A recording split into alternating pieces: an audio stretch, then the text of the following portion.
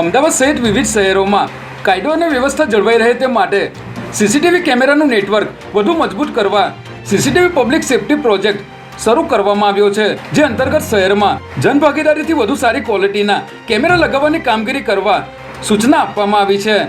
આ માટે અમદાવાદ ક્રાઇમ બ્રાન્ચને કામગીરી સોંપવામાં આવી છે. ત્યારે ક્રાઇમ બ્રાન્ચના ડીસીપીએ જણાવ્યું હતું કે આ પ્રોજેક્ટ અંતર્ગત પ્રથમ તબક્કામાં રથયાત્રાના સમગ્ર રૂટ પર સીસીટીવી લગાવવાની કામગીરી કરવામાં આવશે.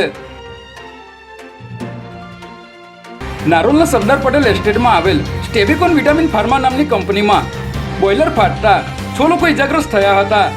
અહીં બોઇલરમાં ઓવરહીટિંગ થવાથી ધડાકાભેર બ્લાસ્ટ થયા બાદ આગ લાગી હતી, જેને પગલે ફાયર વિભાગની ટીમે ઘટના સ્થળે પહોંચીને આગને કાબૂમાં લીધી હતી. જ્યારે આ કંપનીના માલિક સહિત અન્ય કામદારોને ઇજાઓ પહોંચતા હોસ્પિટલ ખસેડાયા હતા. ગત 25મી એપ્રિલે પીસીબીની ટીમે દંતેશ્વર વિસ્તારમાંથી 7 લાખના દારૂ સાથે બુટલેગર નરેશ પરમાર અને રાજુ બારિયાની ધરપકડ કરી મકરપુરા પોલીસને સોંપ્યા હતા.